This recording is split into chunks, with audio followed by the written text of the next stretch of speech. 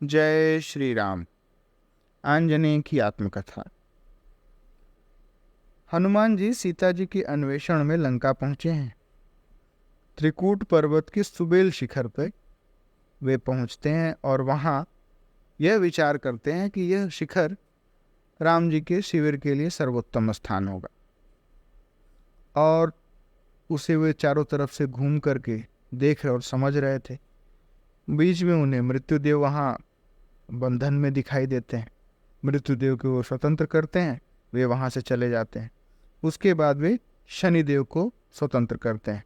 शनिदेव को उल्टा लटका करके एक गुफा में बंधन में रखा गया था रावण के द्वारा। अब शनिदेव हनुमान जी को बोलते हैं कि आप हमें इस गुफा में थोड़ी और देर रहने दें, जब तक कि आप लंका से बाहर नहीं आ जाते। और एक बार शनिदेव अपनी कुदृष्टि से लंका को देखना चाहते हैं। दोनों में यह बात होती है और अभिवादन को स्वीकार करने के बाद अब हनुमान जी आगे बढ़ते हैं। तो आइए आगे सुनते हैं। सुबेल मेरे आराध्य के शिविर के उपयुक्त था। उसका शिखर समतल था, बहुत विस्तृत था। पर्वत पर पर्याप्त विस्तीर्ण शिलाएं थीं। संपूर्ण पर्वत सघन वन से आच्छादित था। वैसे भी समुद्री द्वीपों में सब महीनों में हरे रहने वाले वृक्ष होते हैं। पर्याप्त बड़ा कदली वन था। सभी ऋतुओं में पकने वाले आम्रतरु थे। दूसरे भी ऐसे फलों के वृक्ष थे जो हमारे आहार बन सकें। कंद तथा खाद्य मूल जातीय पौधों से पर्वत आच्छादित था। मधुर जल के अनेक निर्झर थे। जैसे मेरे आराध्य के शिविर के लिए इस पवित्र पर्वत की रचना ही सृष्टिकर्ता ने ही की हो। शिविर के संबंध में निश्चिंत होकर मैं लंका को देखने लगा। वह स्वर्ण सौधों से परिपूर्ण राक्षस राजधानी बहुत सुंदर थी। दुर्गम उच्च परिखा से घिरे उस नगर में चारों ओर 4 द्वार थे। उनमें सुदृढ़ कपाट लगे थे। द्वारों पर तथा नगर में भी स्थान स्थान पर सावधान सशस्त्र प्रहरी खड़े थे। नगर के भीतर प्रशस्त राजपथ थे। विस्तृत गलियां थीं। आपण नहीं था नगर में। राक्षसों को कुछ क्रय नहीं करना पड़ता। उनकी सब आवश्यकता शासक पूर्ण कर देता है, यह मैं समझ गया। नगर में देव मंदिर नहीं दिखते थे। नगर में केवल एक मंदिर जान पड़ा एक ओर। पीछे पता लगा कि वह निकुंभिला मंदिर है, राक्षस राज का पूजा गृह तथा अभिचार यज्ञों की यज्ञशाला। नगर में कई उद्यान थे। नगर के पार्श्व में परिखा के भीतर तो उपवन थे ही, राक्षसों के सदनों के साथ भी प्रायः वाटिकाएं थीं।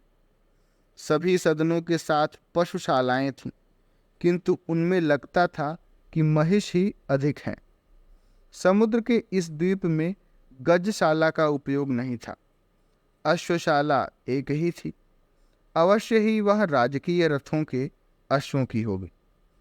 उत्तुंग स्वर्ण सौध, उन पर जगमग करते स्वर्ण कलश, लगता था कि प्रत्येक गृह मंदिर हो। राक्षस जब शरीर को ही सेव्य मानते हैं तो उनके लिए उनके गृह मंदिर ही थे। लंका में मुझे कोई शोभाहीन संपत्तिहीन गृह दृष्टि नहीं पड़ा। राक्षस सायंकाल गृहों से निकले पड़े थे। वे गर्जना करते थे, अकारण एक दूसरों से झगड़ते जान पड़ते थे। उनकी चलने की गति कहती है कि उन्होंने भरपूर सुरापान किया है। कज्जल कृष्णवर्ण, प्रायः अरुणाभ, श्मश्रुकेश, वज्रकाय, प्रचंड वपु, कोई दुर्बल शीर्ण शरीर शिथिल नहीं दिखता था। राक्षस भी उपदेव जाति हैं, अतः वहां वृद्ध शिशु और रुग्ण होने संभव नहीं थे।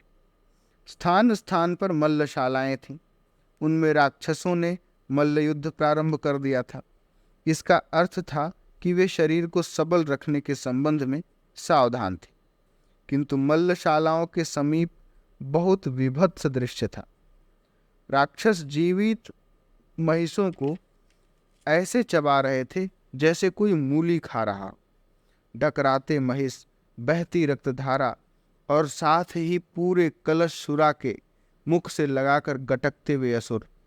मैं उस दृश्य को देखकर जुगुप्सा से व्याकुल होने लगा। मैंने लंका को देखना बंद कर दिया। दीननाथ अस्ताचल पहुंचे। थोड़ी देर में अंधकार ने दिशाओं को आच्छादित कर दिया। लंका भवन भित्तियों तथा कलशों पर लगी मणियों के प्रकाश से जगमगाने लगी। जानता था कि निकषात्मज रात्रिचर होते हैं।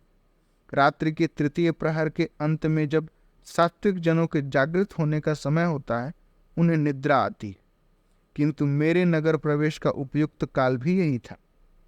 निशाचर, भोगी निशाचर आपान गृहों में, नृत्यशालाओं में तथा अन्य विनोद विलास स्थानों में एकत्र होकर तन्मय हो जाने वाले थे। मैंने बहुत छोटे बिलाव जितना बड़ा रूप बनाया। प्रभु की मुद्रिका को मैंने मुख में रख लिया और नगर के उत्तर द्वार से प्रवेश करने लगा। उस द्वार से द्वारपाल कहीं चले गए थे। मेरा यह सोचना भ्रम सिद्ध हुआ। अचानक एक दिव्य देहा भयानका कृति नारी प्रकट हुई। उसने मार्ग रोक लिया और डांटा, कौन हो जो मेरी अवज्ञा करके नगर प्रवेश करने का प्रयत्न कर रहे हो? जानते नहीं कि लंका में चोरी से प्रवेश का प्रयत्न करने वाले ही मेरे आहार हैं? मेरे पास समय नहीं था। यहाँ द्वार पर इस दुर्दांत राक्षसी से उलझकर मैं दूसरे राक्षसों की दृष्टि में आना नहीं चाहता था। मैंने एक घूसा धर दिया उसके मस्तक पर। सोचा मैंने यह था कि इतने से उसकी कपाल क्रिया हो जाएगी। उसका शव उठाकर मैं समुद्र में फेंक दूंगा। प्रातः से पूर्व उसकी अनुपस्थिति प्रकट भी हो गई तो मैं तब तक नगर में सरलतापूर्वक ढूंढने पर प्राप्त नहीं हो सकता। वह राक्षसी होती तो मेरा अनुमान निश्चित ही सत्य था, किंतु वह तो लंका की अधिदेवता लंकिनी निकली। मेरे घूसे के आघात से वह रक्त वमन करती धरा पर गिर पड़ी। थोड़ी देर छटपटाई, किंतु शीघ्र संभल कर मेरे सम्मुख हाथ जोड़कर खड़ी हो गई। श्री रामदूत, मुझे मारो मत, तुम मुझे जानती हो। उसके कातर स्वर पर ध्यान देने का समय नहीं था। मैंने आश्चर्यपूर्वक पूछा, मैं इस पुरी की अधिदेवता हूं। उसने परिचय दिया। जब कोई नगर बनता है उसका अधिदेवता उसमें आ जाता है। लंका का जब निर्माण विश्वकर्मा ने पूरा किया, मैं ब्रह्मलोक से आने लगी इस पुरी का अधिदैवत पद संभालने। तभी भगवान ब्रह्मा ने कहा, लंकिनी, जब किसी कपि के प्रहार से तुम व्याकुल हो जाओ तब समझ लेना कि तुम्हारी पुरी के राक्षस मरणासन्न है। उनकी सुरक्षा की चिंता एवं प्रयत्न त्याग देना। अमर देवता भी अविनाशी परम पुरुष के प्रतिकूल हों तो उनका अमरत्व नष्ट हो जाता है। यह सत्य स्मरण रखना। देवी, मुझे मार्ग दो। मैंने स्पष्ट कह दिया, मेरे पास समय नहीं है।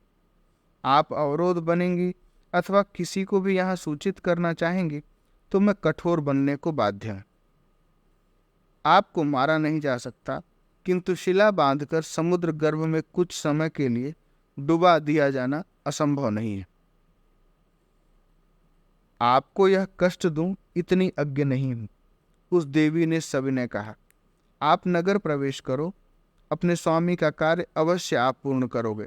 आप में विशाल पराक्रम एवं बुद्धि विद्यमान है। मैं तो आप श्री राम दूत के इस क्षणिक सानिध्य तथा स्पर्श से धन्य हो गई। राक्षस राजधानी की अधिदेवता होने का मेरा कल्मश आपके दर्शन से दूर हो गया। अब मैं राक्षस की सहायिका नहीं हूं।